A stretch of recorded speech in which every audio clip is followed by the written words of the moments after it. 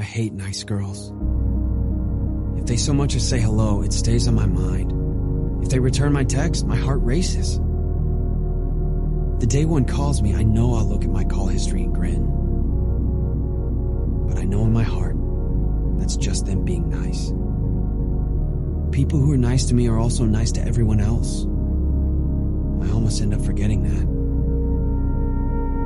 If the truth is cruel, then lies must be kind. That's why kindness is a lie. I gave up on always expecting it, always mistaking it, and even hoping for it.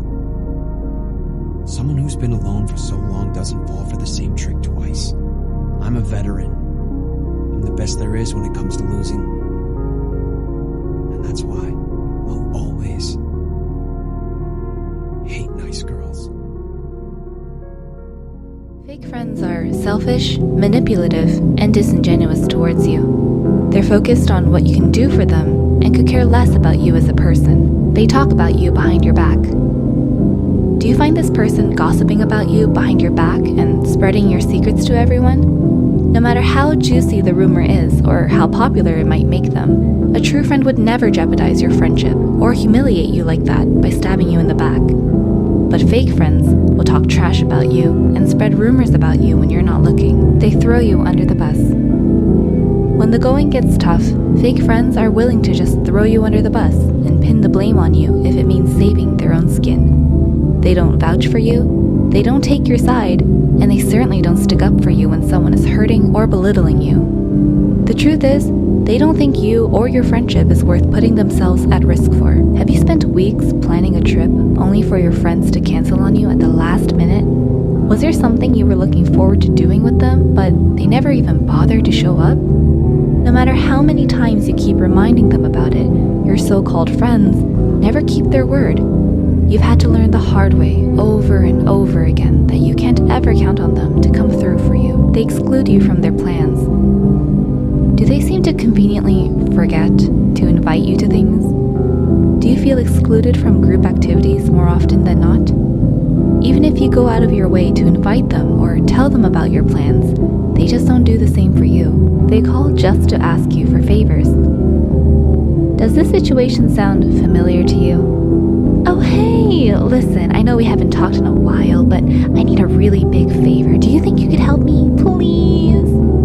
If this friend only ever calls you up to ask for your help, then they're probably a fake friend. Fake friends think it's okay to ghost you for weeks, only to pop up and ask you for a favor. They don't even bother to ask you how you're doing because, really, they're just using you to help fix their problem. And the moment you give them what they want, then they're out of your life once more. You're an amazing creature, Spider-Man. You and I are not so different. I'm not like you. You're a murderer. Well, to each his own. I chose my path, you chose the way of the hero. And they found you amusing for a while, the people of this city. But the one thing they love more than a hero is to see a hero fail, fall, die trying. In spite of everything you've done for them, eventually they will hate you. Why bother? Because it's right. Here's the real truth. There are 8 million people in this city. And those teeming masses exist for the sole purpose of lifting the few exceptional people onto their shoulders.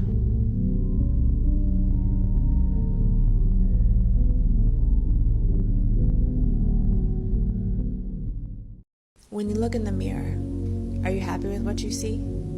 Do you smile and feel proud, or do you frown and just look down?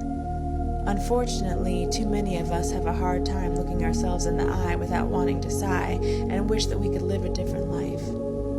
Why is it so hard for us to love ourselves? Be nice to yourself today.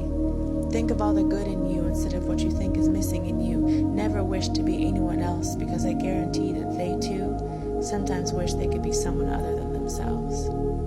Talk to yourself like you'd speak to your best friend. I doubt you're as mean to them as you are to yourself sometimes. If so, then you wouldn't have any friends. Keep your word. Don't break promises to yourself. Confidence comes with discipline, so stop spinning your wheels and go after what gives you all the feels. Go after your dreams, cultivate a winning mindset. Don't be that person with a life full of regrets. You can never go back, so you have to live in the present. Is it funny to y'all that I lost my mother and my grandmother with 4 and 5? I know it's not. But when I say it, does people really relate? I don't know. I really don't care. But all I can say is that me not having my mother and my grandmother and seeing people not treat their mother and their grandmother with respect, what do you think happens? You have your mother and your dad. I grew up with my dad. My grandmother with, other grandparents and aunts and uncles, but I never got to give my mom my awards in the NBA. I never got to hug my mom after a 40-point game. I never got to hug my mom getting my first car. I never had my mom teach me how to drive. I never had my mom go to the DMV to go get my driver's license with me. My mom never signed a parent-teacher guardian paper for me to go on a trip. My mom never took me to AU. Did you ever go through a dark time where you were depressed or you had you were struggling with your mental health? And if so, tell me about that. Well, I'm depressed right now. I always depressed, bro. Oh God, he ain't gonna never go away. But yeah, I think that was like last year.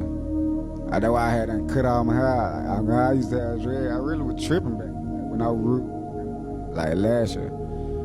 Yeah, my cousin had them kids last year. Nigga who used to make me beats and shit. My old manager. He really used to make me rap and shit. Long Lil John. He used to make me rap and shit. His ass killed himself like what? In April last year. That's when I was really like depressed. But I don't even know. You can't think about that shit. You can't think about the bad.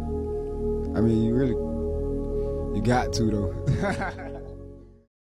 You know I love you. I'm sorry that I said I didn't earlier. It's just the one thing I knew would hurt you. I'm sorry. But you know I love you. And I know that you love me too. It's just that sometimes love isn't enough. At least not for us. I mean, it shouldn't be this hard, We're always fighting and saying things that we don't mean and then we can't take them back, and I hate that. I wish I could forget all of the bad, but we haven't been on the same page for a while now, and we've let too many bad days happen in a row, and I'm just tired. I don't know where to go from here. How do we grow from here? Maybe we don't. I think we both know that we've grown apart, that we want different things. And I think the reason that it hurts so bad is because I still love you with all of my heart. And you'll always have a piece of me.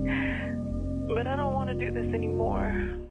If you're a female, if anything happens to you, your period is late, your boyfriend tripping, your rent ain't paid, fucking your car not working, you can call anybody from your sister, brother, fucking auntie, co-workers, whoever, and talk about the situation and not feel any type of way about it, because and people is more open to help females, but you won't feel no type of way about it because that's just how you are. That's just how females are built, but as a male, we can't call nobody if fucking our lights get turned off. We can't call nobody if we need some gas money. We can't call nobody if our rent ain't paid. Because at the end of the day, as soon as we do, we not looked at as a real man. You know what I'm saying? Nobody gives a fuck about what you're going through. It's no way in hell I could pick up the phone and call my best friend and tell him my wife just cheated on me with the neighbor. Best friend or not, this nigga will laugh at you. And if he don't laugh at you on the phone, he gonna do it when he get off the phone. Like, oh, this nigga better not be with this bitch after he just cheated on the type shit. You know what I'm saying? They don't give you no real advice. You've just met the person of your dreams. They're everything you ever wanted. Or so you think. It is, after all, the first date. You start to get a bit anxious after your date, though. What if they meet someone else? What if they decide to date them instead? So, you want to make things official. You ask them to be your significant other, but you've barely scratched the surface of getting to know each other. Those with a fear of abandonment often want to move things faster because they're afraid they'll lose that special someone to someone else they admire more. Number 3, you're a people pleaser. Being kind to others is a great thing. It's thoughtful to do someone a favor or think of their needs or wants over yours, sometimes. But if you only think of their wants over yours, It's not always a good thing. Always aiming to please your partner, no matter your needs, can lead to weak personal boundaries. You fear that if you don't fulfill every wish of theirs, they will not care for you and move on to someone else. Trust. It's a powerful word. We all crave it. We're conditioned to rely on it. But in reality, it's a chain. Imagine standing alone in the dead of night, with shadows creeping all around. Who's really there with you? Most people will fall away when you need them the most, like leaves in the wind. So instead of extending your hand, clasp it into a fist. Because trust, when misplaced, is a weakness. And in a world as relentless as this, weakness is a threat. To survive, you must understand this. The person who will stick by you when no one else does is you. Think about that.